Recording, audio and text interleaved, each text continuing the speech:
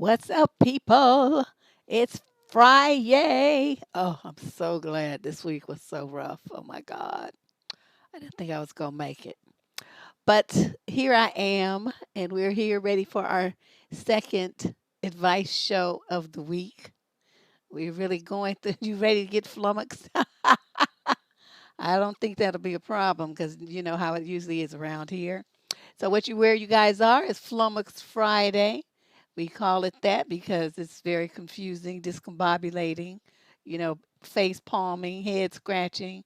You have all of those things of astonishment, confusion, all kinds of things that are all synonyms for flummoxed. But today we have 23 questions that were sent in advance. They've been put into this document. I will read the questions and then, so try to follow along so you can keep up. I read the question and then I will give an answer off the top of this giant head. So, hey everybody, and all the usual suspects in the house. Shoot, Sue got here before me. So, I don't even know what to say about all that, but let's get ready to flummox. Here we go. Question number one is from a male in the 37 to 45 age group from Santa Barbara, California. So here it is in a nutshell. My wife and I have been together for 9 years, married for 5. Last summer, my best friend who moved abroad came to visit. In the past, he flirted with her and she flirted back, but they always insisted they was just a joke. When we first got together, she was living a party girl lifestyle, which always made me nervous, but she always insisted that I saved her from that life of one night stands and emotionless eggplant. So last year, we were all drinking heavily I was tired and insisted she come to bed with me. She refused, and I even said, please don't keep drinking with my best friend. She insisted she just wanted to have fun. I went upstairs, didn't turn on the AC so I could hear their conversation. I heard her say that I didn't turn on the AC and I was probably listening, so they should move to the garage. This was alarming to say the least. So I went outside and watched them through the window. They sat next to each other on a love seat, and I watched them flirt back and forth. He would put his hand on her leg, and she would take it off all flirty like, and this and that, blah, blah, blah. And so then I saw them lock eyes and almost kiss, but she turned away and did the Father, Son, Holy Ghost thing as if she were praying. And then she turned back to him and they started full fledged making out. That's when I lost my mind. I confronted them, yelled, kicked him out, and then left. The next day, she swears to not remember a thing and blames it on 12 hours of drinking. She also came back to it was just a kiss, but I know in my heart, if I hadn't broke it up, she would have slept with him and definitely we wouldn't be together today. She was remorseful at first. Then about 2 months later, she said she can't keep blaming herself for one mistake and now hates when I bring it up. But I'm still hurting. I think about it almost daily. Part of me wishes I had not interrupted so I can say for sure she would have gone all the way. Because despite being blackout drunk, she swears she would never have slept with him. He's out of our lives entirely, but we were friends for 20 years, so he gets brought up by family or other members once in a while, but they have no idea what happened, so I have to internalize my pain. I didn't want to tell anyone to protect her as I don't want my family to hate her. But it feels like every time she angers me is a little cold, my mind goes right to her infidelity. We have 2 kids at home and a great life otherwise, but I fear I'll never be able to fully put it behind me. I don't know what to do. A little advice would be appreciated. I'm going to say this. You can either get over it after you two divorce, or you can get over it now. So which one you want to do? Because either way, you're going to have to get over it. You see where I'm going with this? You're going to have to move past it. Now, you saw what was going on and you interrupted it. So the most that happened was a kiss and some, I guess, fondling since they were, quote, making out, whatever that means. But, you got rid of this guy and you knew that, see, this, I got to kind of fault you on this because dude, you saw that your friend was flirting with your woman. Why did you not shut that down? You looking at her to do it. She said it was just, flirting back and we're just joking around.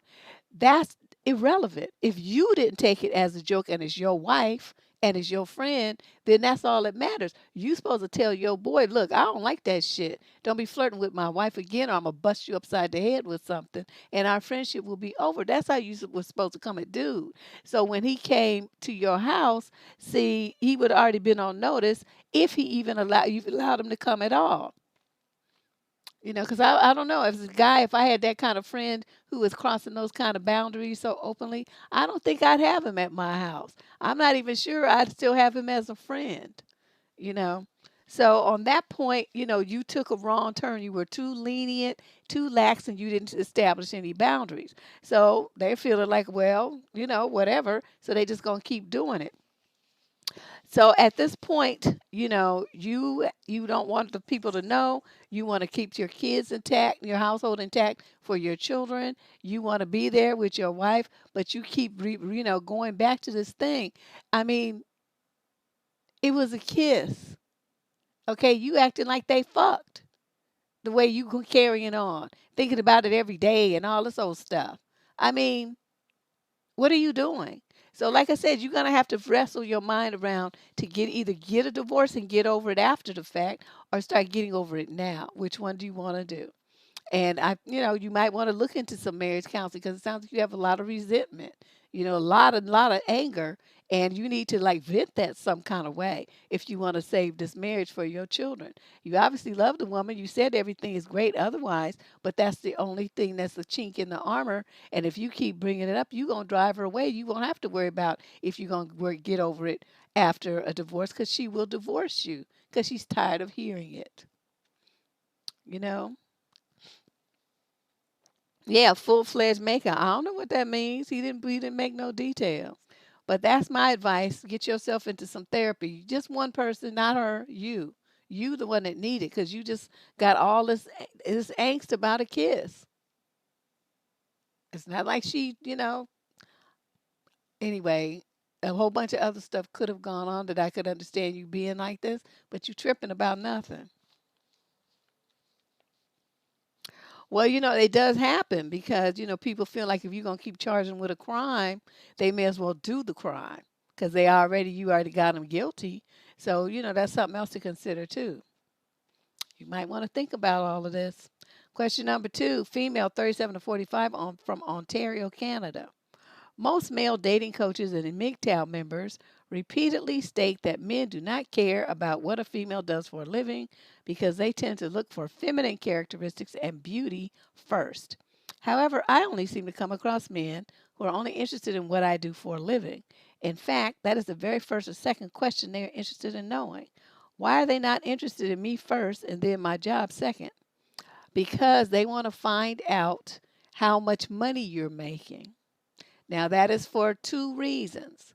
The nefarious purposes are so they can be a homosexual and start gaming on you with their mad love and move up in your spot for claiming that they love you and you all need to be together and all this kind of stuff, right?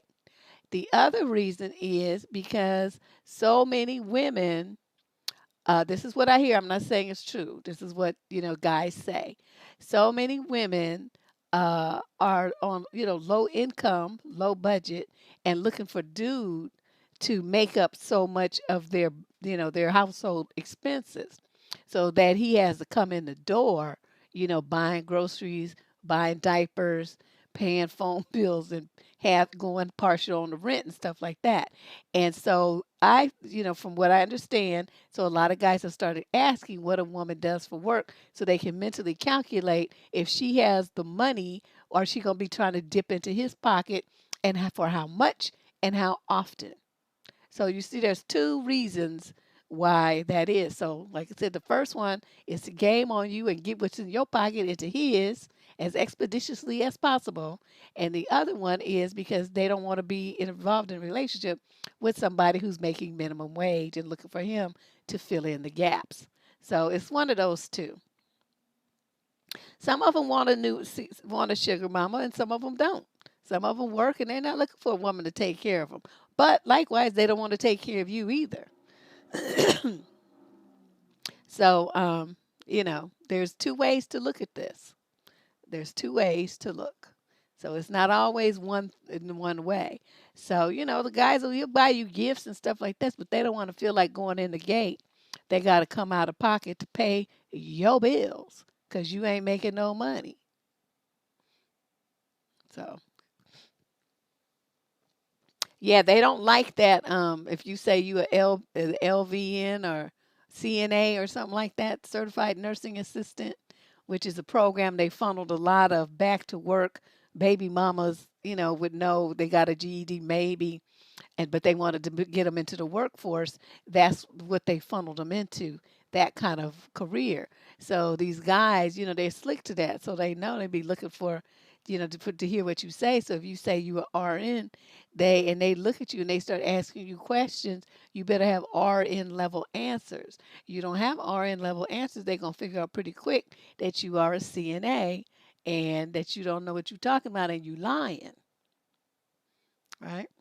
So it's interesting, but those are the two reasons why. Question number 3. Female, 18 to 21, from Hartford, Connecticut. I found out about you on Reddit and listened to some of your advice. I am sending you something I posted so I can get one of your hardcore responses that I love. Okay, I am 20 and my older sister's 26. She is engaged to a guy who's 37. Wow. Last weekend, overheard the fiance make several jokes about my boobs to my sister. I was meeting my sister to help with wedding planning. I'm her maid of honor. While we were talking, her fiance called, and I could hear slightly on the phone. I wasn't really listening or anything, but I was right next to my sister holding my niece so I could hear.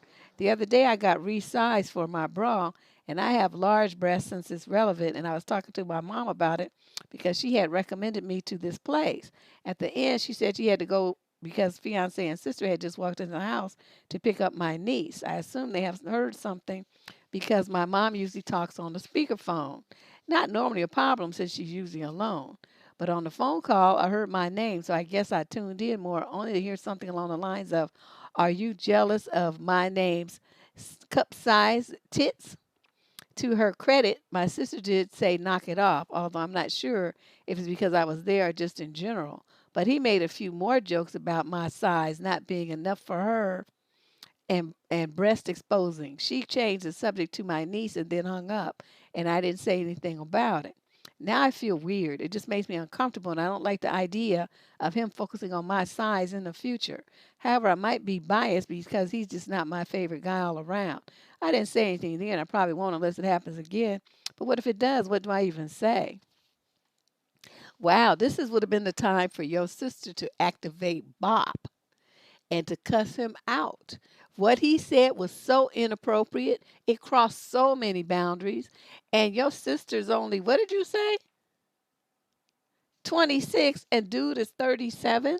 What is she doing with him? He's too old for her. Okay, not only is he too old, he's raggedy and ratchet. How you going to be talking about your fiance sister like that? To her. Like it's okay. So, I don't understand. And then, then now she got this little daughter, right? See, my mind projects into the future. When men cross boundaries in families with, younger sisters and stuff like that, I start thinking about how they're going to cross them with a little girl that's even younger than you are. See, and I don't know what your sister's thinking, but me, that would have been an immediate, you got to go. I mean, first of all, you're only 20, so you ain't that far out of being a kid yourself. And then she's got a little daughter, and then he's saying this kind of stuff to her about you.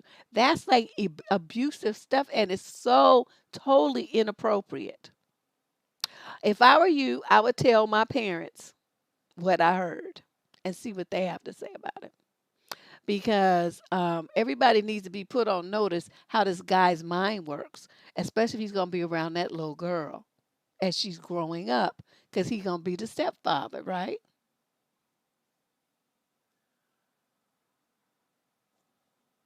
I'm not feeling dude at all.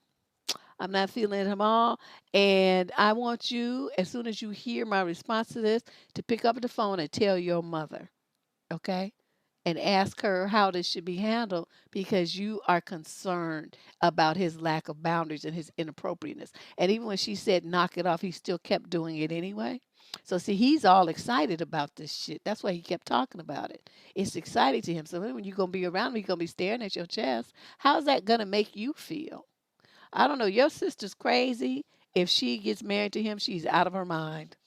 This dude should be like put in the wind like a fucking kite.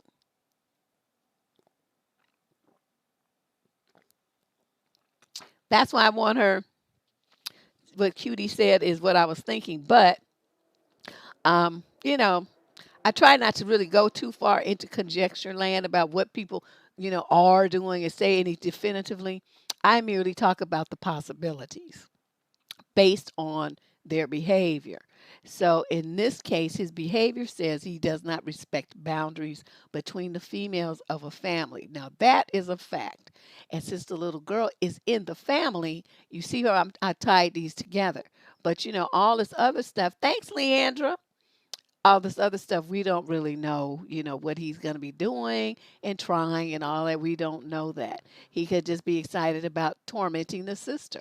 That could be his thing. He just wants to make her feel bad, emotionally abuse her and kind of break her down and stuff like that. So we don't know that he would actually do anything, but he seemed to get a great thrill out of making the sister feel, out of embarrassing her and trying to humiliate her and make her feel like she was less. So, anyway, all in all, this guy is bad news. He is definitely not anyone that you should ever marry, young lady. You need to tell your sister. Question number 4. This is a female 26 to 29 age group from the British Virgin Islands. I'm going to ask you if you think I should ask my boyfriend to contribute more money for groceries and utilities now that we live together. Oh, I don't even need to read the letter, of course. Deb, this is the deal. My boyfriend earns more than I do, but he doesn't know that as I've never really disclosed how much I earn while he already did. A month ago, my roommate moved out and returned to Guyana, and he offered to move in with me so I can split the cost of rent. We agreed to split everything in half. However, my grocery bill, utilities, and food expenditures skyrocketed. I can't keep up with his lifestyle of eating out thrice a week and all the grocery stuff he wants. My electricity bill also went 4 times higher because he uses the AC 10 hours a day, while I used to use it for just 2 to 3 hours. These are expenses I wouldn't have had he not moved in. I'm very prudent and cheap. I don't want to straight up ask him for more money, but I think it's just fair. How can I have this conversation without sounding demanding? Oh, and in case you need this information, we've been dating for only 3 months, acquaintances for a year. So we're still on the getting to know each other phase, and I don't want to turn him off. Fuck him.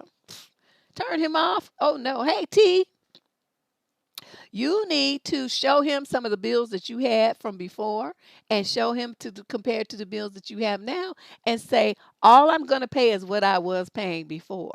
And this was, with the other roommate. That's it. That's the max I'm paying. You're covering everything else because you eat more than 2 women do. You want fancy stuff. You want to eat out all the time. And you run the air conditioner most of the day. So all of these additional costs over and above what I'm used to paying are going to come out of your pocket, and that's just the way it's going to be. And if you don't like it, then get out. That's how you do that. You don't have to ask him. You tell him. And you show him the proof, the evidence of how, he just running through money and then talking about you paying half. Well, yeah, well, your half is more than you've ever paid before. And I don't think that's right. Well, because her roommate moved out. So he's, called himself moving in to help her, keep her place and stuff because she don't have to pay everything by herself. And that's fine. I'm not, I don't have a problem with that. But the problem is this unfair distribution of costs. And he is, running up the bill. So like I said, you show him that and you tell him this is how it's going to work from now on. And if he doesn't like that plan, then he needs to move out. And that's it. I don't understand why that's a problem. I would have been told his ass. Question number 5. This is a male, 26 to 29 from Lansing, Michigan. My question is about how I can convince my female friend not to go to Ecuador with a guy she met on a dating app and has been on 3 dates with. Deb, she's my friend for 10 years. She's dated 3 people seriously in that time and briefly dated a handful of others, so she doesn't really have that much experience. She also has a history with mild to moderate depression. She doesn't think there's likely danger in this. Neither does another mutual female friend. I'm interested in composing the best argument for her not to do this. I once knew a woman who was nearly assaulted by a guy she brought home after meeting with him for the first time. In light of that, am I overreacting? I think her fans are profoundly foolish on general principles, not just in light of my own past experiences. I could probably involve her parents who would react, I know not how, but that would damage our relationship because it is straight disrespectful of her status as an adult. But if there's a general agreement that this is as dangerous as I think it is, then that could be a price worth paying. What do you think I should do?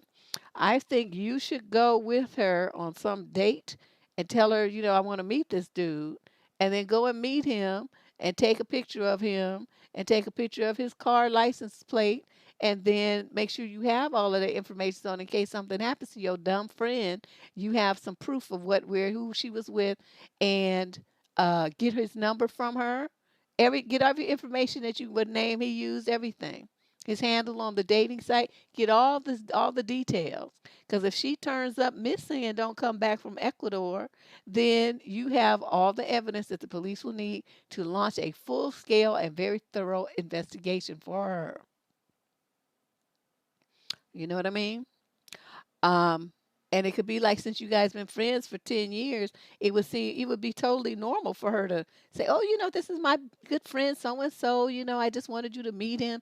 So it wouldn't be odd for you to be there. So you need to figure out how to work that plan so you can get to meet dude and you take pictures of him, or go tell the waitress, "Oh, take a picture of the three of us," or something like that, some kind of little slick move to get him in a photo so that you have a picture of him.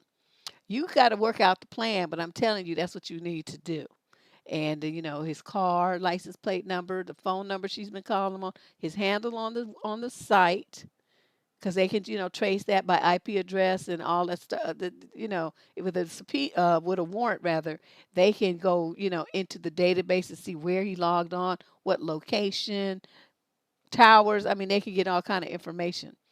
But that's what I would do because your friend is being very naive and stupid, and she gonna end up in some kind of sex trafficking. Oh my God! And the other friend doesn't think it's dangerous either. Where do they live, in a bubble? Dude, I'm with you. I'm with you. I'm right there. I see you. You are on it, and your two female friends are stupid. That's all I can say. Question number 6. This is a female in the 30 to 36 age group, and it says USA. Hello, Deb. I wanted to say that your channel and advice has changed my life for the better. I've foregone dating in order to focus on my future and personal growth. I just entered my 30s and accomplished my dream of becoming a nurse as well as passing the board exam. Now I'm hunting for jobs, but I have a question. How can I present myself as professional and knowledgeable at interviews without intimidating hiring managers? I usually dress in business casual attire, blazer, slacks, button down blouse, etc. And I'm scared that being articulate, smart, and put together is not helping my chances to be hired.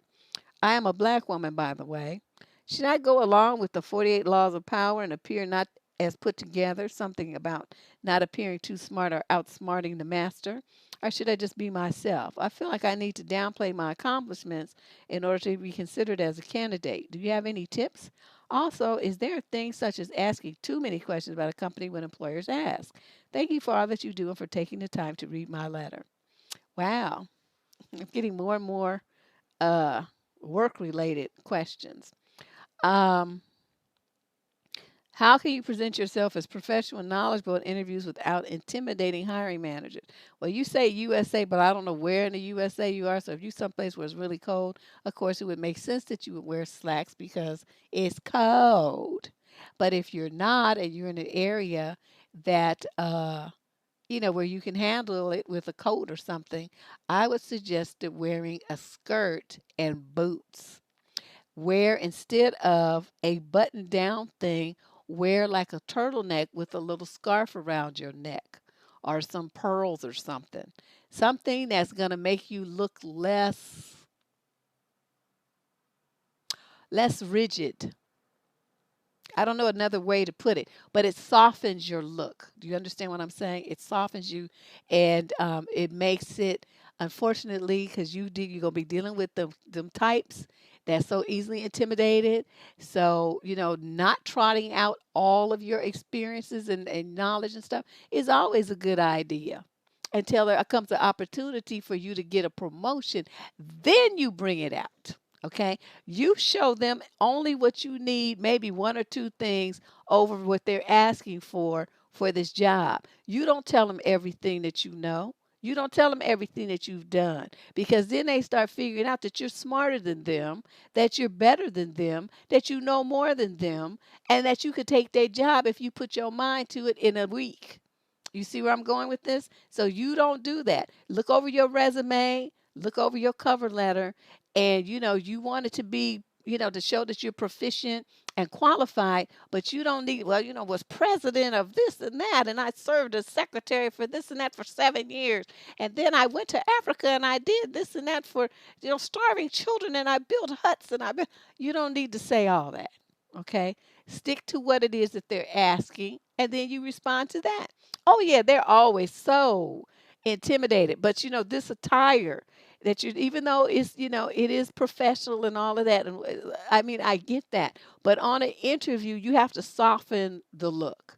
Look, figure out, you can wear like a knee-length skirt. I'm not saying wear up there in a mini skirt. Don't wear no granny dress. Show something like a knee-length skirt, some tall boots, um, a nice turtle, like a little turtleneck sweater, not too tight. You want the kind of loose fitting through the torso. Push your sleeves up. You could have a little bracelet, watch. A watch is better. And then, a scarf, a pretty scarf at your neck. And, whatever you're going to do with your hair, light makeup. Don't come in there, go in there with lashes and all that fancy stuff. Don't do that. And you're going to present yourself as knowledgeable, friendly, someone who can fit in, who's not intimidating, who looks like everybody else. You getting my drift?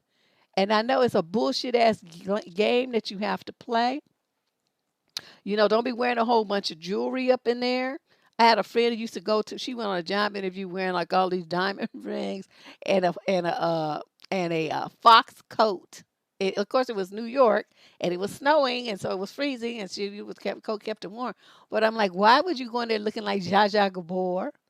Seriously? And you wonder why they didn't hire you? They probably think you own a business and you just slumming. So that was really funny. But that's what I want to you know to to reiterate, make your top, like your skirt should be, a plain color. Don't make it too boring. I mean, like, nice blue or light brown or something like that. I don't know, black even. And then make your top something else. And then put your little scarf, something that coordinates with the skirt and the boots, so it carries the look. You know what I mean? If you wear earrings, make sure there's something close. Don't show up there no big old hoops. If you got all them nails on your hands, take that shit off.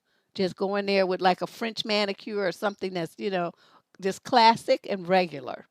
Okay, all that other stuff just puts people off and makes them think that you're weird. Your goal is going to be to show them that you fit in and that you are an asset and that what you know is going to be a benefit and that they don't need to be afraid of you. So it's a four-pronged thing when you a smart black woman trying to get hired.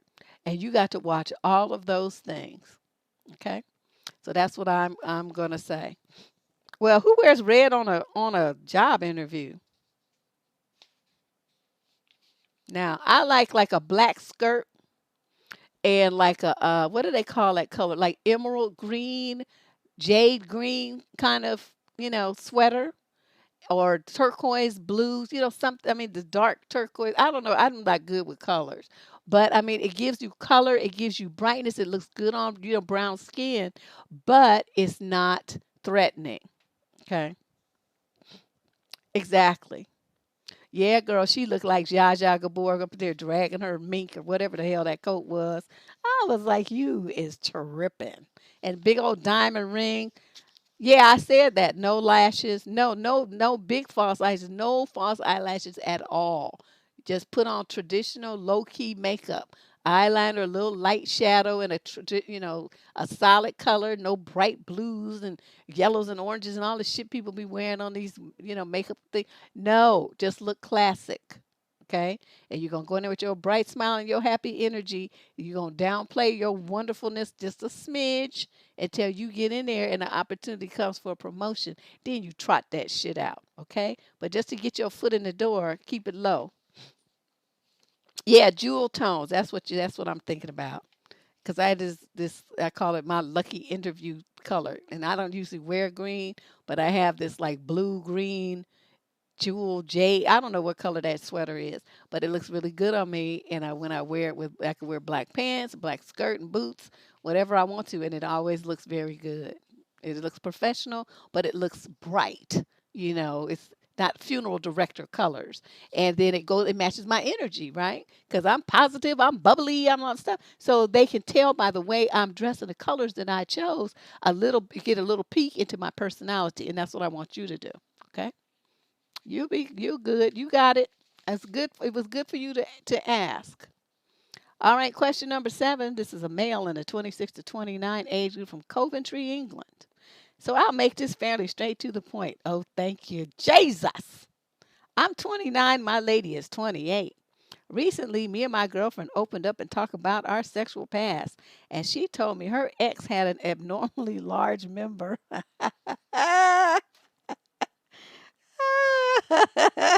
And she even showed me an old pic because I didn't believe her. And since I've seen it, I'm like on the verge of a mental breakdown. I feel so insecure now. I'm sorry, this shit is funny.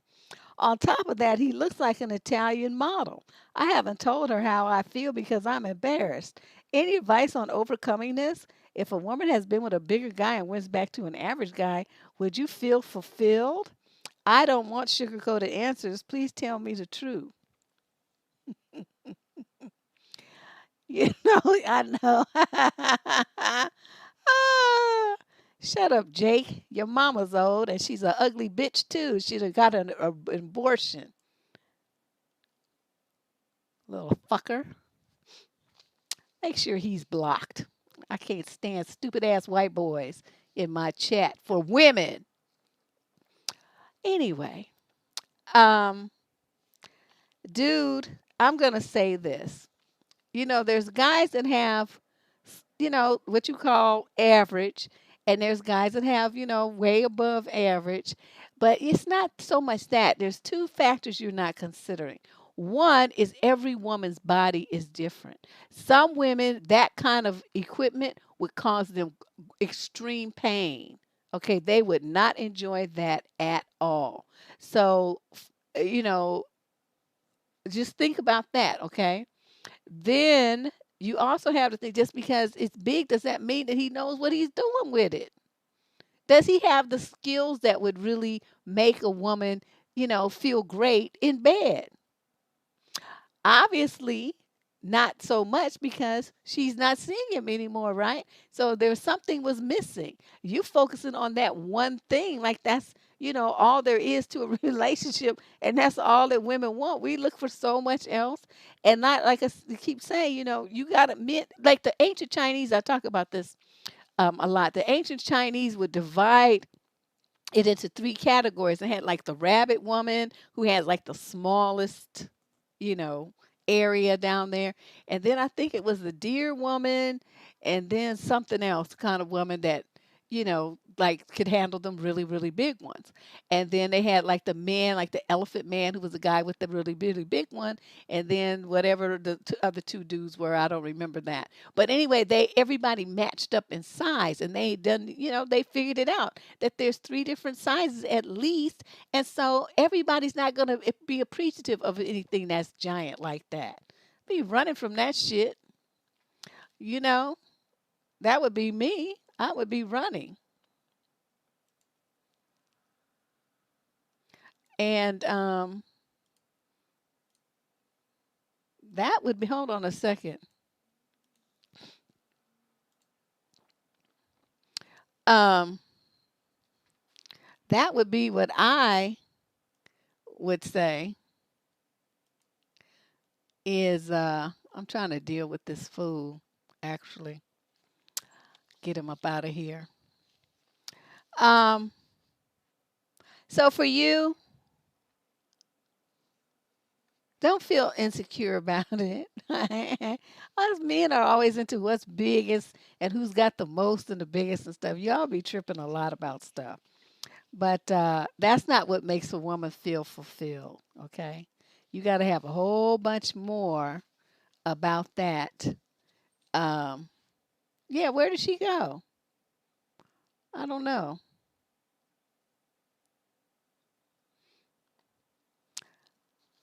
Yeah, I'm in agreement because it's like, you have to know what you're doing.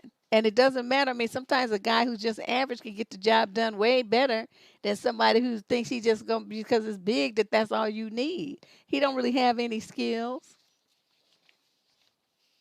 I, you know, this is it's kind of amusing though to me that you this upset about it. But just relax, dude. Don't worry about it. Like I said, if your lady's happy with you and she's, you making the magic happen, then that's all you need to concern about. Be concerned about.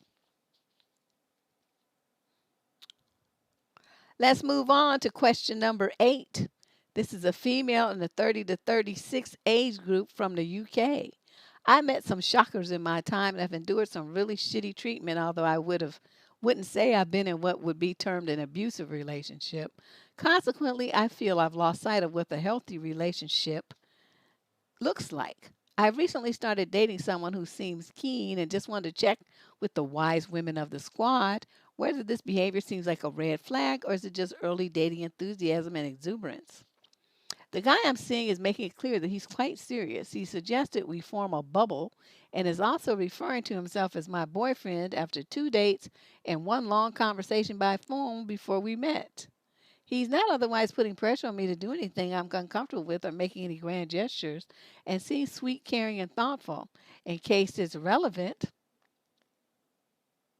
we snogged a bit. I think that means kissed, but that not slept together, and he didn't push things. Is this something to worry about, or should I just try to relax and enjoy it? I'm going to say this. You can relax and enjoy it, but what you need to do is put him in on notice that he's not your boyfriend. You just met him, and he needs to slow his roll because he's doing too much and he's assuming things and trying to stake a claim in a person that he barely knows and that she barely knows him. So tell him that you're enjoying the process of getting to know him, but that you two are not a couple and that you are not committed in any way, shape, or form. And if that should happen, then you'll both decide that in time and to slow down. That's what you need to do. Now, this thing, what's got me so concerned is he suggested we form a bubble. See, that means that it's just the two of you in there and that everyone else is on the outside. So, this is a typical behavior pattern of someone who is abusive. They want to isolate you from people, from your friends, from your family, your coworkers, all that kind of stuff. So, it's the kind of thing. Um,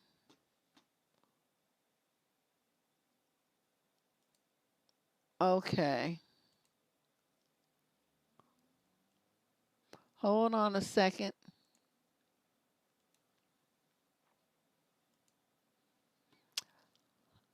All right. I need what happened to Shay? Um, hold on a second. Uh, Leandra, I need you and where's Sue? Hold on a second, you guys. I need some help because it looks like we have a troll village up in here. And I don't know where Shay what happened with Shay. It might be something that's not good. Yeah, Leandra, mod for me, please. I don't know what happened to Lady Boss. So I got you and Sue kind of, temporarily stepping in, okay?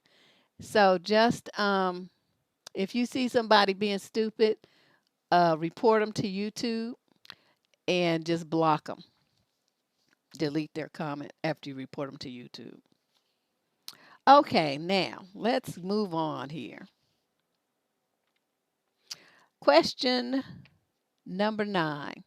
Male, 26 to 29 from Columbus, Ohio. We've been in a relationship for 6 years. We live together and we have a 2-year-old daughter. I have been a stay at home dad since our daughter was born. About a week ago, she said she wanted to take a break so that I could grow and find myself. Also, she said she wants to grow and find herself as well. We agreed to a 3-week break. I'm currently living with my cousins on the couch, and it's not an ideal situation. I really love this woman. I want to make things work, but I cannot read her at all right now. I've been somewhat distant in our relationship. I've been playing video games a lot, but also she has been distant too. I keep the house very clean, did all the laundry, and cared for our daughter a lot of the times when she was home as well. As of late, I have been playing video games more than I usually do, but if she asked me to do something with her, I usually would. A month or so, she said, "No game tonight. We're watching a movie." No problem, we did. Money isn't super tight, but she does do a lot of unnecessary shopping. In my opinion, I'm now working part time to try and help, but we're not currently living together anyway. I want to eventually get married, but I don't think that she does, but it's never really been an issue in our relationship. She agreed to go to couples counseling with me if I set it up, which I will be doing tomorrow morning. I also asked her if she was going to see other people or if she was already seeing someone else, and she assured me that she wasn't. I want to believe her, but this whole situation makes me uneasy. Sorry for the fragmented and all over the place information. My mind has just been constantly racing. I'd greatly appreciate any thoughts or advice on my situation. Thank you. I'm going to say this. I'm going to say this, my dear son, sir. If your woman has asked you to spend time with her, that's not good.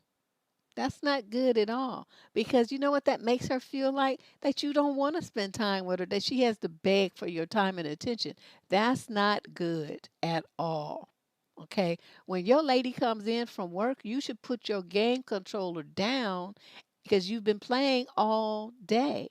And you should be talking to her, making dinner with her, playing with the daughter. If she's cooking, you play with the baby in there with her. Y'all sing songs together and count and all the stuff that young parents do when they have a young child. You pay attention to your lady and your baby, not the video games. So this is what she's feeling like. She's in a relationship, but she's still by herself. This isn't good. And you trying to figure out, um, what to do. And not only that, you've been a stay-at-home dad. I mean, your baby's 2. I mean, at some point she's going to be going to preschool or something, right? So you should start thinking about what you're going to do for a career. You're working part-time now, so you could have been doing that all along. A 3-week break. I don't know. You better think of something real quick. Hopefully, this therapy session will let you guys talk this out and you can say what you've noticed that you've been doing wrong, how you've been ignoring her, not putting much effort into the relationship, zoning out into video games and stuff like that. That's not a good way to have a relationship, dude. That's not a good way to do that. Mm-mm. And she had to say no games tonight. We're watching a movie. So she had to ask you to spend time with her. No, no, no, no, no, no.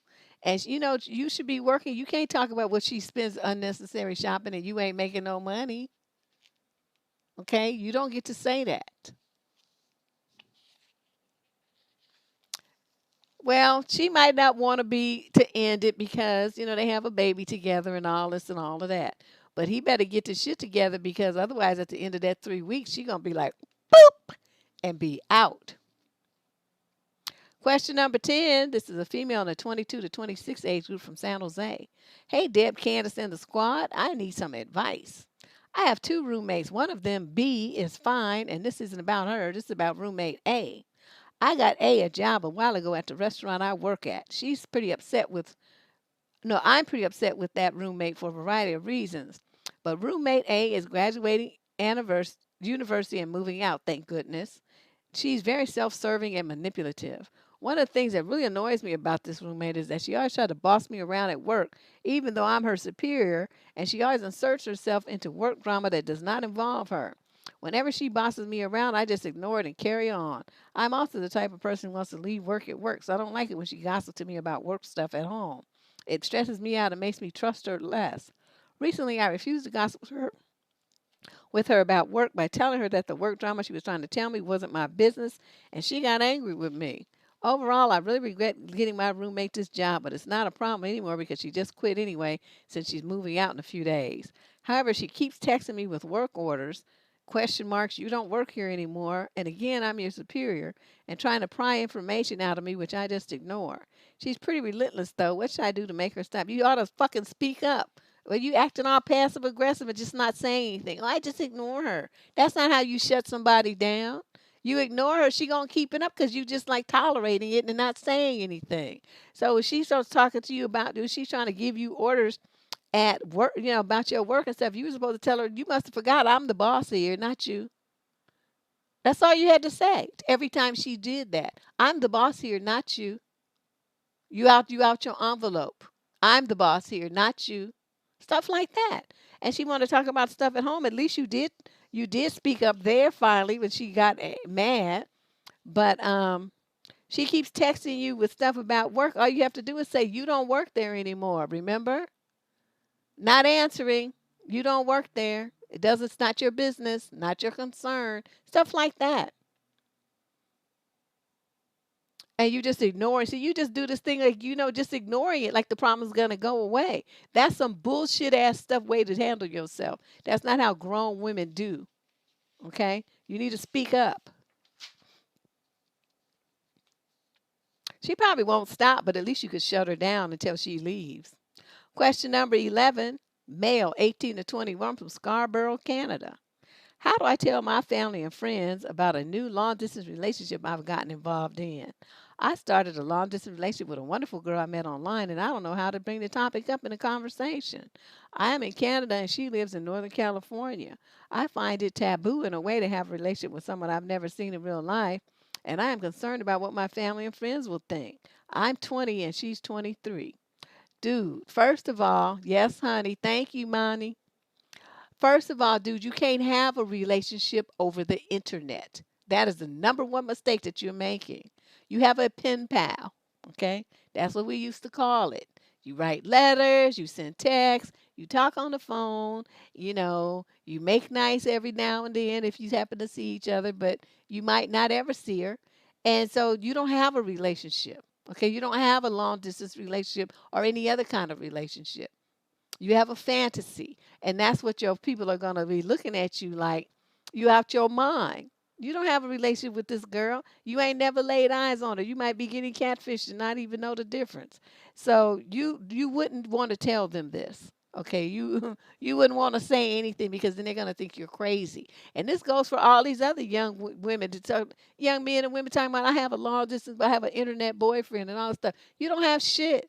I don't know who thought this up was an idea and it was something that made sense. You don't have a relationship with someone over the internet. Okay? They can pretend to be a whole bunch of stuff. And 99% of the time when you meet in person, this shit blows up in your face anyway because there's just no chemistry. Or the person lied about something. Exactly. Leandra, imaginary friend. Exactly. And you in Canada and she's in Northern Cali. Mm-mm. Question number 12. This is a female, 26 to 29 from Portland. My boyfriend and I have been in a relationship for about 2.5 years. Before me, he dated a girl for about 5 years, and they remained close friends after their breakup. His ex has been dating her own not so new boyfriend for about 3 years. Lately, we've all been hanging out. My boyfriend, his ex's boyfriend, and me. It's been complicated and weird. She's very cool and sweet, but I still can't help but feel odd. Sometimes they'll reminisce about shit they experienced together. The last time we all hung out, my boyfriend misremembered the time when he and I were together, thinking he experienced it with her. This made me so upset. He's my first everything, and I feel so foolish to only have him while he's had all these years with her. It makes me wish I had my own ex who I was in close contact with.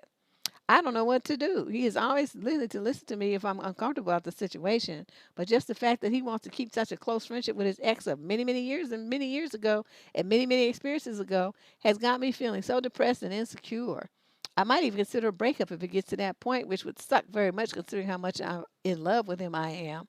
I seriously don't know what to do. You tell him, it's like, look, I am not feeling this hanging out with your ex for some shit. Okay, I don't want to do that. Now, if that's something that you want to do, you're going to have to do it without me and we break up. So, what do you want to do? Because she should be over there with her boyfriend so I can be over here with mine.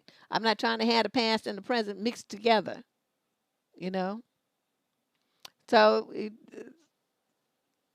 you say he's willing to listen, that's what you need to tell him. I'm not feeling it. Now, he might feel some kind of way about it since he seems brand new. I mean, so hell bent on, keep maintaining this relationship with this chick. Her boyfriend evidently ain't too bothered about it. The only one who seems to be bothered about it is you.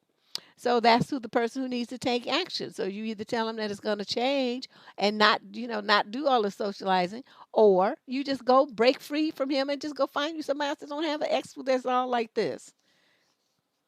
I don't know, because I would have been like, I don't want to look at that bitch. What's wrong with you? And I would have just told him straight up from the gate. I don't want to look at her. I don't want to talk about her. I don't want to see her. She ain't coming over here, and I'm not going anywhere where she is now. That should cover all the bases. So I don't know what to tell you.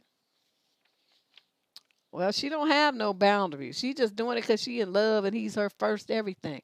And so, sometimes these girls, when it's the first dude, they imagine themselves in love and wanting to be like, undyingly loyal and all this old shit here. Well, I always tell people, that's great that you got, your first D. But the key word here is first. Okay, not last and not only. First. So that means you need to pick up and keep going. Okay? You don't get stuck on one dude like that. And especially when he clowning like this and involving the past with the present. See, I can't do that. Let's move on to question number 13. This is a female in the 18 to 21 age group from Fort Wayne, Indiana. My friend recently shared with us that she had been receiving, quote, love notes on her car. One happened a few days ago where the person talked about being a broken boy looking for love and claiming that he saw her from behind and his soul wanted to speak to her. Okay, this dude is a wackadoodle. He claimed to follow her so he knew what her car was and that he didn't need to see her face because her soul spoke to him. He went into detail about how he could die any day and he didn't want to die without knowing her. He left his number and asked her to text him. She, of course, didn't do this, and today he left a second note apologizing if he scared her and giving his name. He complimented her hair and told her that he would love to say all these words in person, but they live separate lives, so he only saw her once, but that he knows what her car looks like now to leave her notes. He asked her to just say hello and see how it goes or say no so he can stop wondering about what could be. Then said that they could die today and he wanted to die in peace. Anyway, I looked up his number to try to get his full name, and it seems the number is a virtual number, at least it's registered with bandwidth.com. That seems to a site for virtual numbers. We're worried about contacting the number saying she's not interested because of retaliation and his constant mention of dying. We thought of going to the police, but are worried that they won't do anything and again result in putting her in danger. What we're worried about, though, is him following her home because she has an assigned parking spot at her apartment complex. Any ideas how to get this guy's full name and any advice on what my friend should do in this situation? Thank you. Yes, you're going to report it to the police. I don't know what it is that you're so worried about them not doing anything. That's not the point. The point is you want to make a paper trail and you want to have a record of this guy, and give them the notes and then tell them, what all the stuff that's going on. And so, them know they might drive by a time or two. If you have to, she has security in the parking lot of her apartment, then you should be reporting it to the property management and see if they can review some tapes to see who this man is, right? Who is this guy stalking you? Because this is stalking. And, and it just amazes me how young women live in apartments where there's a property manager and the owner, and they never think to go to them and report the person because this activity is happening on these people's premises. That makes them partially responsible. They need to know what's going on. If they have security, then the security can be in that area, keeping an eye on what's going on. But nobody's going to notice if you don't tell them. Okay, telling me is great, but what the fuck am I going to do? I'm way in California. You in Fort Wayne, Indiana. Open your goddamn mouths and go start by going to the police and then go to the property management company with the full police report and everything and then give it to them so that they know what's going on and they can be aware and do put some protective measures in place. I'm just like, this is unbelievable that that you guys didn't think of doing any of that. Well, we don't want to tell the police because they're not going to do anything. You don't know what the fuck they're going to do. Okay, you don't know that. But that's not, like I said, the main thing is to get a paper trail going. So if any funky shit like her car starts getting vandalized or something like that, okay? And then if she needs to put in a security camera that points at her car, she can do that too. They had them kind of them dash cams, records the inside of the car and it records what's on the outside of the car too. She might want to install something like that. But either way, you guys need to open your mouths. Encourage her to open her mouth and file a police report and then report it to the people that own the apartment complex. Yeah, these dudes, he's probably going to turn out to be some kind of troll looking married man just stalking some little young girl.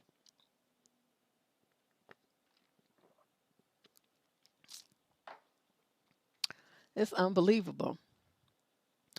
Let's move on to question number 14. This is a female in 26 to 29 age group from Washington, D.C. He'll be 52 in a few days, and I'll be 27 shortly thereafter. What are you doing? We have a dating relationship that has been serious and intimate, but only for a short time. We have spoken for a few months and got to know each other, then became intimate and exclusive with the idea that we are not needing to be exclusive by anyone but our own choice. I don't know what the hell you're talking about. We have a great connection, but are private considering all that goes on with such an age gap. And I like him enough that I matched his exclusivity with me. I don't know what she means. I have 2 children from a former marriage, as does he, but mine are young. The youngest is still in diapers, and his are married and grown. He has had a vasectomy and cannot father future children, but as of late, he has commented frequently on his desire to kiss my belly and does so when we see each other. My first night staying the night, he even tossed having his child into the conversation we were having leading into intimacy and then made it a joke. But now he also has made comments about us trying to make a baby while we are in the throes of passion, but not succeeding, obviously, because of the vasectomy. And asked about what our child would look like and even apologized for calling himself daddy around my kids before he has done so yet. If he's so established and beyond the phase in his years, why would he be giving me so many signs he wants a child with me? If he is having those feelings, how would I broach the topic with him? You're not. You're going to double up on your birth control and not be stupid. Okay, you already got 2 kids. What you going to do? And they already little. And you're going to be adding a third one and be some miscellaneous stray baby mama from some fool? What's wrong with you? Number one, you don't even know that he has a vasectomy, okay? You don't know that. Did you see a doctor's paperwork, medical paperwork saying so? Or this is just his say so he can slide up in that raw so you act like you can't get pregnant because you thinking that it's all safe. And the next thing you know, it's going to be a miracle from Jesus. Oh, my God, it's a miracle. It's a miracle. I don't know how you got pregnant. And you're going to be sitting there looking stupid. But you know what you're going to do? You're going to head off to the abortion clinic. That's what you're going to do. You're not going to have no baby by no 52-year-old man. You're not going to do that. I don't even know what you fucking with his ass, ancient ass in the first place for anyway. But I don't believe him. I don't believe him. Black men don't be trying to get no vasectomy. I don't trust that shit. I do not trust what he's saying, and he's doing too much.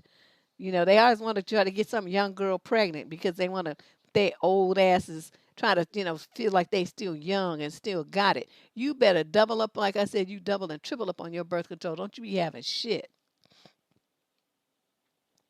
Yeah, she shouldn't, but that's how they going to do because they're going to be like, well, we're exclusive. See, that's why he was talking about this exclusivity. You missed that part? That was the whole purpose of his thing. Exclusive thing so he can do, because I'm not sleeping with nobody else, so he can convince her to go bare and there's no need to worry about getting pregnant, so she doesn't need to use all these other things because he can't get her pregnant anyway. You see how this works? This is just mind game. I don't trust him. So you take your birth control and don't worry about what he says he's got. You protect yourself. This is the same message I give young men that say, well, she say she's on the pill, this and that. You don't give a fuck what she's on. She could have had a hysterectomy saying she had one, whatever. You don't give a shit. You protect yourself, okay? Because that's your responsibility. And that's the same with you, young lady. 21 with a 65-year-old, he's a child molester. That's ridiculous. Anyway, let's move on to question number 15. Oh, dried up, crunchy food. Female, 30 to 36, Blackpool, Lancashire, England. I am mixed race European and my husband is standard issue white British. I know you understand about vegan and vegetarianism, so I chose to write you after finding your Blacks Going Vegan site and trying a few recipes for Meatless Monday. I was highly impressed with the things I made and I want to go one step further. Deb, after much research and thought, I have decided I want to be a vegetarian full time, mainly for environmental reasons. However, my 39-year-old husband is hugely against this. I do almost all of the cooking, and obviously, I'm stopped cooking him meat, and he is angry at me for this. I have been trying to cut down meat for some time, and he is not like this in the slightest. I've told him he can have meat, but only if he cooks and buys it himself. He seems to think my actions are loopy. We have a 4-month-old daughter. He said he is worried I'm going to raise her as a nutter, which really upset me. Dude is just going up. He's upset. I feel a bit bad about this because it's a major lifestyle change for him. But I do feel strongly about this. Not sure how to get him on my side and make him understand or at least respect my decision. He has a bit of a temper. Whenever we discuss this, he ends up shouting at me. What can I do? You can continue cooking him meat. This is how this works. Let me explain this to you. You do not have the right to force what you want to do down nobody else's throat in your household. You took on the role of providing, cooking the meals for the family, and you're going to continue to do that. Now, you are going to have something for yourself that has no meat. You're going to cook your husband his meat just like he regularly is. You can offer him the plant-based foods, and then slowly, as he sees that they taste good, they look colorful, they look interesting, and it's and that he will gradually start to change by trying them out and liking them and this and that. Okay, but you trying to force it on them like this, and you got to cook yourself and this and that. That's not fair. That's wrong. It's selfish and it's horrible. That's not how you handle it. You make a change for yourself, that's fine. But you understand that's something that you have decided to do for yourself. Nobody else in your family chose to do that. So nothing about what they eat should change. You're changing what you want to put in your body though. You know? Well, that he's not gonna. The meat eater's gonna know the difference. But the main thing is though, to tell him this. Say, vegetarians keep their ability to. I don't know how you're gonna put that, but boing longer than men who eat meat. And they, because all that meat clogs up your arteries and stuff, and then it makes you have ED, high blood pressure, cholesterol, and it's been associated with diabetes too. So for men especially, having a plant-based diet is the best thing for them. So they can stay fertile and active, physically, intimately active well into their 70s. Wouldn't you like that to happen? I'm just looking out for you. Okay, so you put it like that, he gonna be like, And then you say, sign here. And you get a big old fat insurance policy on his meat eating ass. So that when he strokes out and has a heart attack and keels over, you gonna get paid. And make sure he understands that that's exactly what you planning on. So I'm be like my friend, she used to make meat for her dude and she would cook it in lard. She cooked everything for him in lard. Dude, I don't know how long dude lived, but she was mad at him and she was very passive aggressive, and that's what she did. All his food was fried in lard, dipped in lard, dripped in lard. The gravy was made with lard. I mean, everything. I don't know if he even had one artery in his whole body that wasn't lard infested. It was wild. She tried to kill dude off. But he pissed her off, so. That wasn't it. He gonna sit up there and still eat her food. I was looking at him like, dude, you crazy. There's something wrong with you. That's not how you treat somebody. Then you gonna let them cook for you? You tripping? Yes, honey. She had them big old, them big old blocks of like welfare blocks of look like government cheese, but it was lard. That's how much she would buy, and she just take a slice off and throw it in the frying pan and cook everything he ate was larded. I don't know. Yeah, it was evil, but I was rolling because I thought that shit was unique and wonderful. That was her way of punishing him for how he did her. So, Kanye shrug. What you want from me? All right, let's. Yeah, anyway, that's what I got to say to you. You gonna cook? You can't stop cooking him meat. Okay, you just gonna get over it. You're gonna be buying less because it's just gonna be for him. You and the baby don't need to eat any. But you can't do that. That's not right. Question number 16, female 22 to 26 from Houston. I'm a 22-year-old female. My boyfriend is 22-year-old male. We've been dating for 3 years. I'm writing to you, Deb, because I need help escaping the stress that I constantly expose myself to. I suffer from anxiety and depression. I've been exposing myself to high levels of stress, trying to motivate and keep my boyfriend accountable for doing well in school. He's failed nearly every semester that he's been in college, and I want to see him do better, while also attending graduate school and running my own business. Wow. Most of the time, I have to beg him to do his work, and I've told him how this causes me stress and enhances my anxiety, but he never changes. I want the best for him, and he has told me that he wants to attend school, but I don't understand why he never does his work. He tells me he loves me, but I feel like you can't love someone if they're trying to help you and sticking their neck on the line, and you still put forth no effort. When I ask him about homework, he usually disables his phone so he doesn't have to hear from me. Like sometimes I honestly feel like I'm his mother. I want so badly for him to be great. What can I do? I love him, but I know my mental health is important too. You better love yourself, this loser ass fool. Break up with him. Okay, look at all the stuff you trying to do, what kind of mover and shaker you trying to be. And he's just like an albatross around your neck, wasting time, wasting air on the planet, wasting water, just wasting every resources that should go for somebody who's actually contributing something to the betterment of the world. He's not doing anything. He's not even doing anything for himself. He's not doing nothing for you either. Just useless, a waste of time. And all the energy and time you spend chasing after him and trying to push him to do stuff and be better and do his homework and all that stuff, that's energy and time you should be putting on yourself to make yourself greater, to make your business better, to get more clients, to get better clients, to charge more money, to do a marketing campaign, do all kind of stuff for yourself. And I'm telling you, if once you get rid of him, this anxiety and depression that it's gonna lift like a cloud, like the sun coming out from after a rain shower. And you're gonna be like, oh my God, if I had thought about it, I would have done this years ago. See, you wasted 3 years of your life on a loser. Because dude is a loser. Oh my God, he's such a loser. He disables his phone, so he ain't hear you trying to help him. I don't understand it. These young girls be taking care of these dudes, and these dudes are just useless as hell, and they don't want to do nothing. They don't want to be better. You know,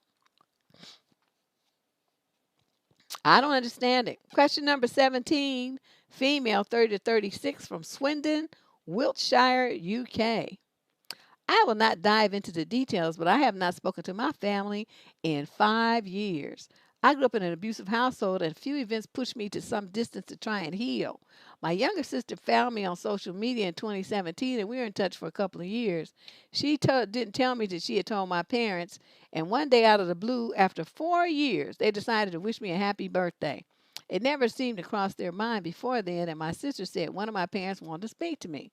I started panicking and immediately thought of the worst. Perhaps they were ill and wanted to mend our relationship. I cried for 2 days before allowing them to, quote, speak to me.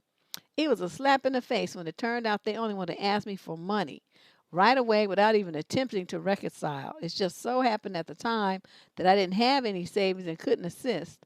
They, on the other hand, have their own company and own their house. I asked my sister whether they needed money for food or school supplies because both of them are still in school, and she said no. Okay. Hmm. She says, I explained to my sister I wouldn't be able to help as I didn't have the means. I felt bad about it. I spent days trying to figure out a solution, but I couldn't because since I live abroad. Plus, they have a tendency to always ask me for money when I was in college and even took $3,000 from my grants. After I refused to assist them, my brother meddled into the situation and sent me a really abusive message on social media. I read the message at work and burst out crying. I then decided to cut ties with both my sister and him. I was already feeling bad that I couldn't help despite the fact that they didn't even try to reconcile before asking for money. People often ask me, how are your folks doing during the pandemic? And I always say they're fine and just keep it pushing. However, someone this morning asked me whether my parents got the COVID vaccine. It's someone I don't even know from work, and I said they're in the age bracket, but I haven't gotten it, yet. I feel incredibly uncomfortable when people start touching on this topic and simply give a generic answer. But when people start asking about how their business is doing or whether they got the vaccine, I freeze. I find it a bit intrusive. No one, not even some friends, know about the fact that I haven't spoken to them in years. It's not a topic I wish to discuss. Of course, I think of my family every day during the pandemic, despite what happens, but it only seems I'm good enough to give them money. It just kills me that I didn't really have the means to help and I was vilified and lost the support that was my sister in the process. It's not fair. Anyway, how should I respond when strangers slash coworkers slash acquaintances ask me about my family these days? I'm trying to figure out why you feel like you have to answer them. We just talked about this on Tuesday. To people ask you private personal questions like that, say, well, why would you need to know that? That's Deb's classic answer to everything that I feel like it ain't nobody's business but mine. Why would you need to know that? You know, they never met your parents. Do your parents get the shot? Why do you need to know that? And then they would sit there looking at you. Well, I don't need to. Exactly. Don't ask me anything about my parents. That's not nothing to do with work. And so we don't need to talk about them. Got it? And your friends, the same thing. Why do you need to know about my parents getting a shot? How's that going to change your life? You know, stuff like that. I just don't understand all these people asking all these nosy ass questions. You know? So you need to figure out how to fix your lip to shut people down. You feel like, you want to give them an answer, and I'm feeling like you don't need to worry about that. You just tell them, um, so somebody feeling critical touching the subject. Wait a minute. Oh, how their business is. I wouldn't know. That's something between them and their accountant, I guess. Whether they got the vaccine. Why do you need to know that? So you think about how you're going to give people an answer with no information. That's essentially what you have to do in a case like this. And you just shut it down. And after a while, you're giving them kind of non-committal answers. They'll stop asking because they'll understand that you're not giving them gossip fodder. And then they'll leave you alone. Question number 18. Well, they might be making small talk, but it doesn't even matter because whether they're trying to be intrusive or not, they are. It's just like you fart. Well, you might not be trying to kill people with the funk, but you are. You burp. You might not mean to be offensive to people, but you are. You chew with your mouth open. Well, you're not meaning to gross people out, but you are. Okay, so sometimes, your intentions don't really jibe with reality or what you imagining your intentions to be. So it's all about how it lands on the other side, you know? I'm just saying, people need to think about this. They didn't mean it. Yes, they did, because otherwise they wouldn't be fixing their lips to ask some shit about some people that don't work in the office with you and that they don't know and they've never seen. Well, people be like, well, how's your mom? I don't want to tell them my mother's dead. Why would you ask me that?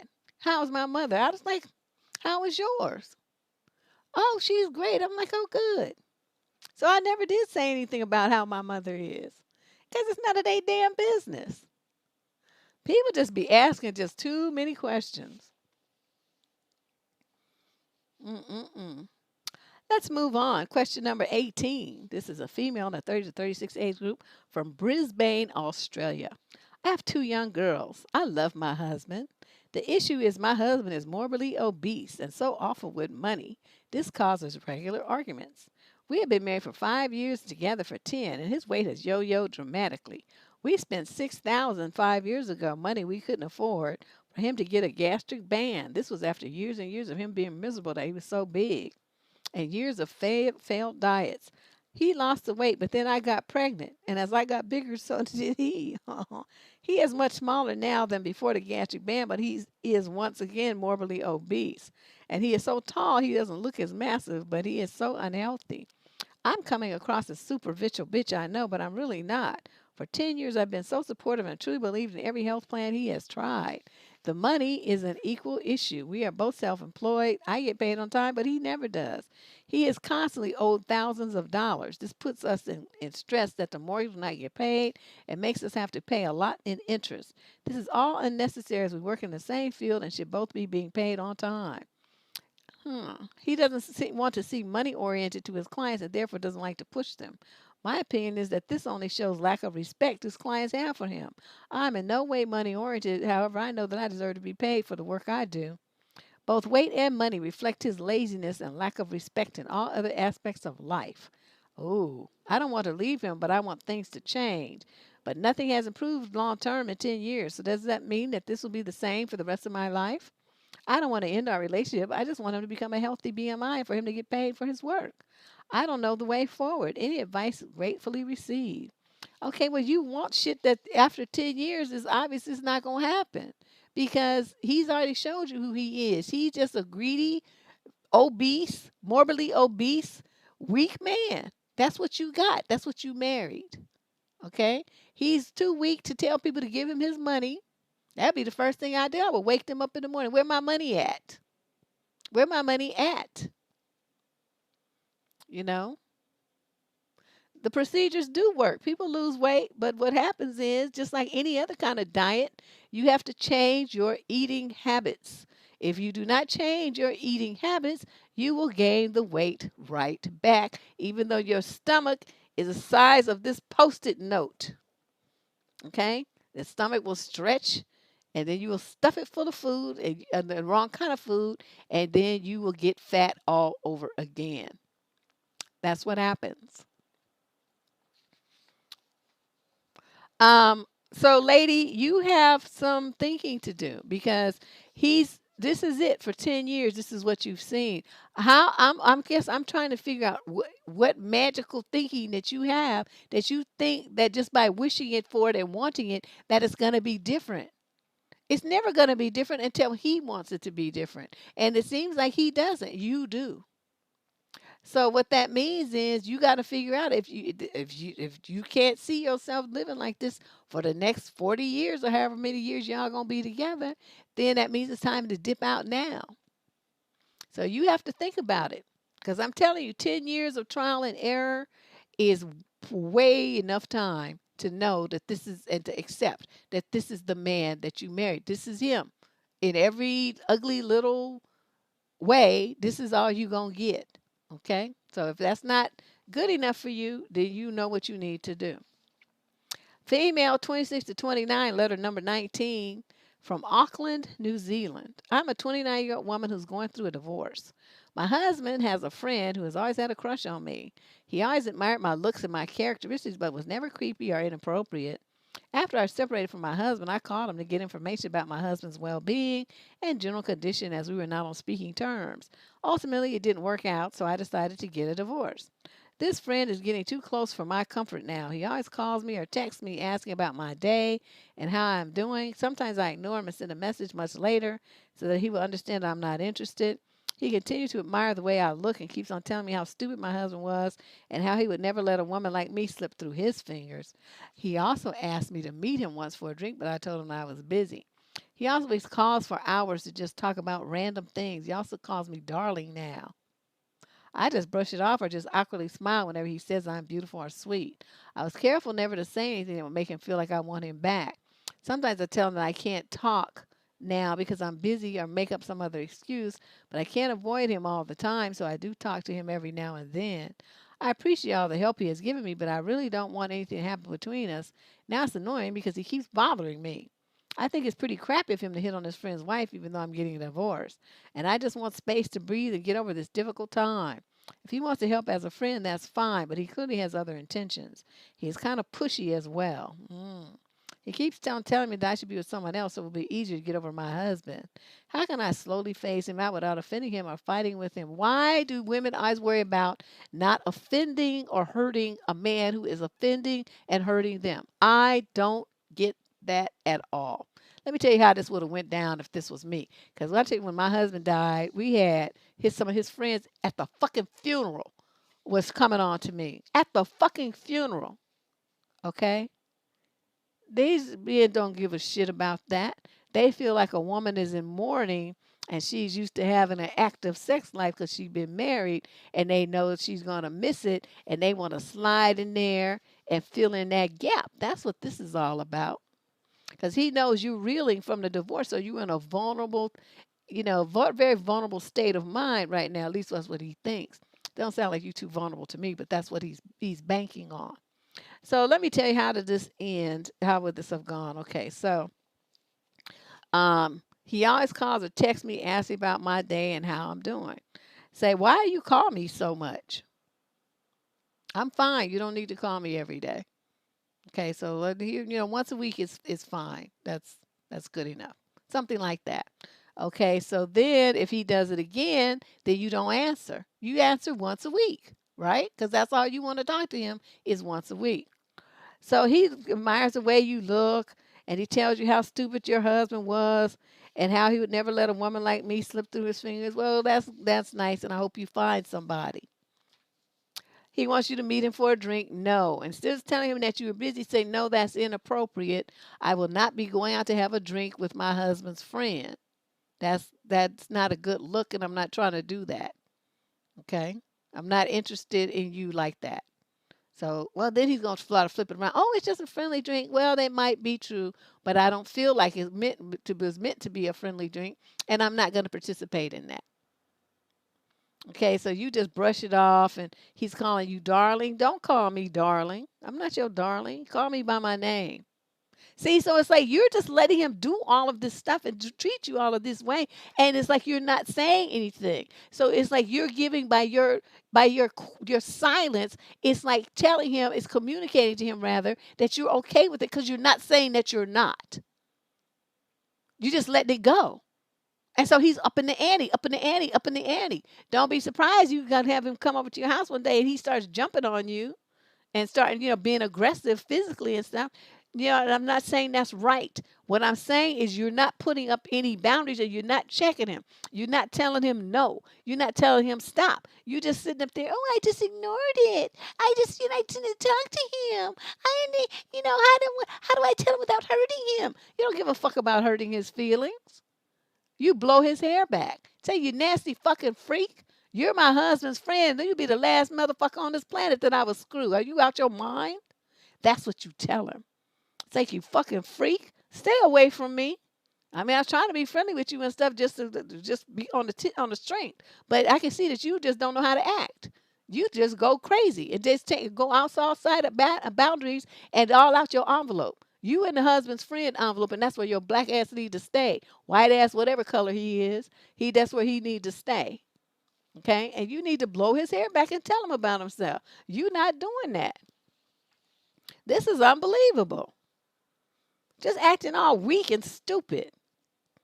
It was crappy of him. But you didn't tell him that. You didn't say nothing. You still taking his calls and stuff. And being that old silly, passive, aggressive, weak shit. I would change my number on that motherfucker. Oh, Shay is back. Yeah. Shay, we had some like real problem people in here. So we got some deputy people that stepped in to kind of keep the eye on them while I was reading. I don't know where they came from, but it was a couple of them. Yeah, I'm just like, this was wild. Okay, so let's move on. We got 20. What did I say it was today? 23 questions. Okay, this is question 20. Female 4049 from Little Rock, Arkansas. Thank you, Candace, for picking my letter. Ugh. This is what I need advice about. I met this guy last month and we went out to eat since some things are opening back up. We were just hanging out and having conversation. I am 49 years old and he is 33. We had a good time. Anyway, I had eggplant with him after we went out that day. We have had it a few times now. I started to get feelings for him. He has made comments lately about that he is happy that I am into him. He doesn't want me having eggplant with anyone else.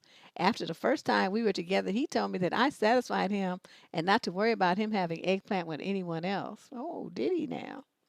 Last time we were together, he was more passionate about the eggplant, played love songs on his guitar, but made the comment under his, oh, this is good. This is like a Harlequin romance, under his breath about it being love songs, and I didn't realize it. My problem is the last time we were together, it was really good, the kissing and the eggplant. I heard him say under his breath that we could have something, but I smoked cigarettes and also our age difference. He was thinking out loud. He has smoked a cigarette with me a couple of times, even though he doesn't like it. And this last time, he kept asking me for cigarettes too. But then he was saying he didn't want anything serious to me and did not want to date because he thinks you can't ever please a woman. Then he said we were bonding. Not sure what to think, but I have feelings for him. We have a lot in common too in our beliefs and views about life. Is he interested in more than eggplant and fun with me? Maybe I could change his mind if he's not. No.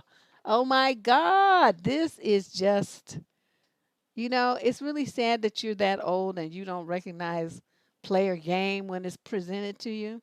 Of course, he says that he doesn't want you seeing anyone else. They always want to have the women have their coochie on lockdown while they dip and dab and do whatever the hell they want to do because they're single. So he's already putting you on notice, talking about, well, we could have something, but. And I'm just, I'm not. You can't ever please a woman, and I don't want anything serious. But we're bonding, so that bonding, he's giving you a mixed message. And what you're choosing to do is listen to the positive things and put more stock on that than you are on the negative. And that's what they do. That's the mind game that they run. So most women are very picky about what they're gonna listen to. They take out the bonding. They take out the, you satisfy me. You're going to pick out the good things and you're not paying attention to what he's really saying is that, the the age difference and the smoking and that you can't please a woman and that he's not trying to be serious. That's what you need to pay attention to. So I mean, it's good that you're enjoying yourself and all that, but keep your feelings out of it. Okay? This is just a boy toy. And since you're starting to catch feelings, that probably means it's time to cut this off because you don't really have the you don't have the game to deal with a dude like this. And I can't teach it to you in this format. I can't teach it to you, and I'm not sure you would really want to do it or do it well anyway. Yeah, love songs on his guitar and all that old stuff. Nah, nah, nah, nah, nah. Let's move on to question number 21, female, 22 to 26 from Virginia Beach, Virginia. My ex and I dated for a year and we broke up about 6 months ago. At that point, he was 29 and I am 26. When he did, he expressed a lot of doubt and still does to this day. He cried too when we broke up. He was initiating a lot of contact recently, wanted to see me and clear the air, but I declined because the mixed messages are too confusing. I ended up responding to one of his messages once and for all about 2 months after that. He replied to what I said and then said it has been very difficult from his end. He felt it was the most appropriate thing was to break up, which has been really hard, and he misses me all the time, but what's the alternative? Then he went on to say that he feels the same way. It's just really hard. I just doesn't know what to do, so he tries to leave me alone as he doesn't want to mess with me. What should I do? You should block him. You should block him so that he can't keep calling you and he can't send you texts and he can't send you mixed messages and he can't bother you. That's what you should do. Block him. Okay? Crying and all this old shit. And I mean, you good because he would have called me with that old mess, and I've been like, boy, you broke up. That's what you wanted to do. Okay, so don't come crying to me talking about how hard it is. I don't give a fuck. It's not hard at all. It's easy. Because just like, you came through the door, there's going to be 10 after you. Trust me. And they'll probably look better, got more money, a better body, and fuck better too. So ain't nobody missing you. Stay off my phone. As a matter of fact, I'm going to block you after we hang up. I don't be bothered with his ass. You had block him. He's initiating all his contact. He shouldn't be getting have access to you. You should deny him that. He didn't want to be with you, right? So then he shouldn't be able to talk to you. He should be able to reach out to you, text you, nothing. That's his punishment for breaking up. Question number 22. This is the next to last question of the evening. This is a female in the 40 to 46 age group from St. Louis, Missouri. My boyfriend at 8 months is 43 and has a 39-year-old female friend he slept with once 4 years ago. The problem I'm writing about is his desire for us to hang out with her every so often. I think this is weird and awkward. Am I being unreasonable? What is this with these dudes and these exes? To explain, she's not local. She lives several states away. They became friends through work, all long distance except for a conference, and they met together. They slept together once while drunk at that conference. She had just started seeing someone who she later married, confessed to him, and he forbade her to talk to my now boyfriend. The husband died tragically about 2 years ago, and they rekindled their long distance friendship, but have not repeated the one night stand thing, even though there have been opportunities to do so. Once COVID restrictions are lifted, they will want to arrange a visit at some point. He has already stated that he will not go see her unless I go with him because even though nothing would happen, he doesn't want there to be any doubt in my mind. He's floated the idea of her coming up here and hanging out with us. We do not live together, but I spend a fair amount of time at his place. I kind of really don't want to. It would be incredibly awkward for me, and I imagine for her as well.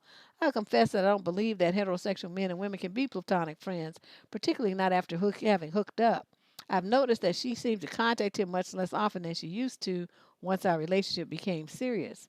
At the same time, I don't want to be the jealous girlfriend. I'm not threatened by her because I know how in love with me he is.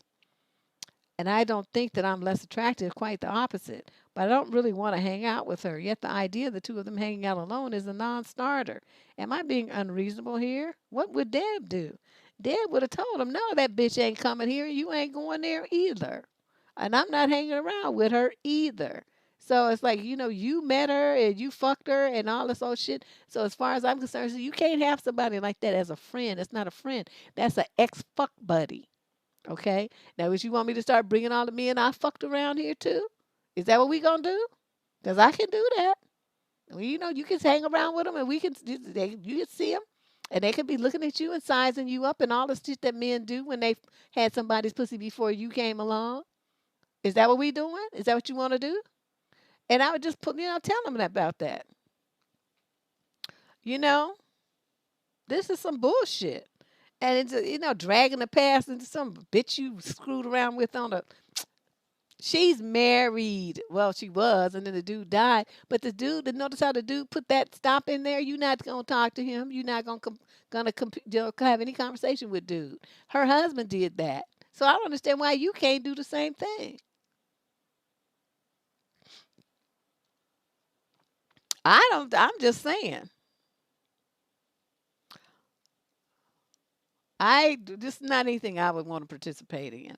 And I would just flat out tell him, if you keep this up, you're gonna have her and not me. Is that what you want? Because we can make that happen. Don't wait to do tomorrow what you can do today, motherfucker. Okay, let's just get this show on the road here. These people are just tripping. Okay, and our last question on Flummoxed Friday. Last question of the day. This is question number 23. We'll be back on Tuesday, though. So if you have a question that you want to get answered, look in the show description down below for the show description. Expand the box, and you'll see a link that says click this link to submit your advice question. Get free advice, something like that. It says. Anyway, click that link and then fill out the form with your advice question. Is press send, and then it will come to us for consideration for the next show or next Friday show. Okay, so this last question, question 23, from a young lady in the 22 to 26 age group from Montreal. Excuse my English. I am Korean, just learning English. We are seeing for a while. Oh, I guess she means seeing each other. Lately, he asked me every time when we see each other, why am seeing with him? I told him that it's nice with him. Then he asked me, do I love him? I said no. But next time when we see each other, he asked me again these questions. So already 5 times so far. Why? Why would he ask you if you love him and you said no and he keeps asking you? Well, there could be several reasons. One is he loves you, but he's scared to say it because he feels like, you wouldn't say it back and his little feelings would get hurt. Or he's not in love with you and he's trying to figure out if you are in love with him because it gives him more leverage. That's usually what players do. They want to have the upper hand. So if they can get you in a position of being emotionally vulnerable to him, then the world is his oyster. He can have you jumping through hoops and threatening you with, breaking up and all kind of stuff to get you to do what he wants you to do.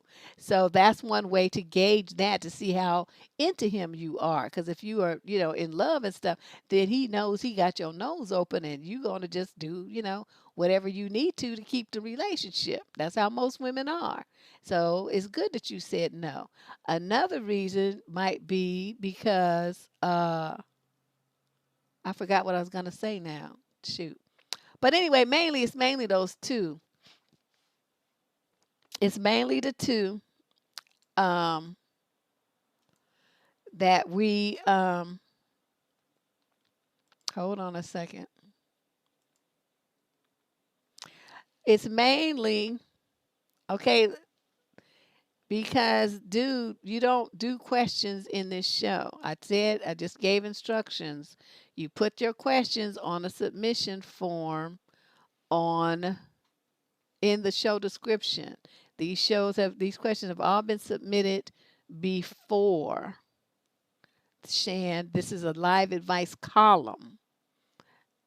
No, not this one. You can have a conversation, but your conversation is going to be about these questions, not your question.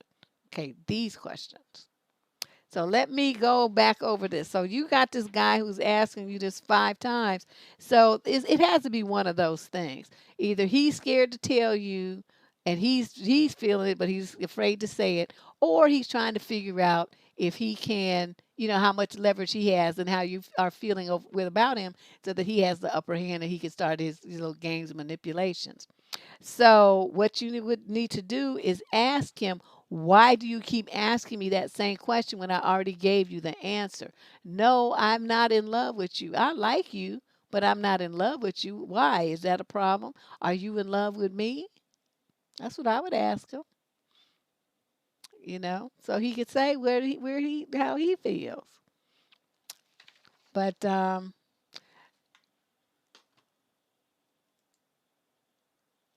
let me just remove it. Okay. So yes, this was a good show. A lot of mix of very interesting questions. I'm sorry I got somewhat distracted because we had so many trolls in here tonight, which is kind of unusual. But I guess it's Friday night. They don't have no date, and they don't have nothing better to do than to go around all over YouTube acting a fool. So that sounds like what's happening tonight. But I'm glad all of you came. We will be back on Tuesday. So, like I said, if you have an advice issue, something that's really bothering you, family members, career things, siblings, best friend, your mate, boyfriend, your husband, your stepfather, whatever it is, any kind of interpersonal relationship, look in the show description down below and we will consider answering your question. What is in this head is 30 years of relationship advice. I've been doing this for that long. So that's why I can come out with answers just right off the cuff. So, we look for you to be here on Tuesday. And also, we'll see what happens this weekend. I just feel the urge to make a video. So I'll do my best to get my act together and see if I can pop something out and maybe do a Sunday sermon. If not, do just a pre-recorded upload. But either way, I will see you all very, very soon. You guys enjoy the rest of your evening and go out there, make me proud, hold your boundaries, tell people no. I'll see you later. Bye-bye.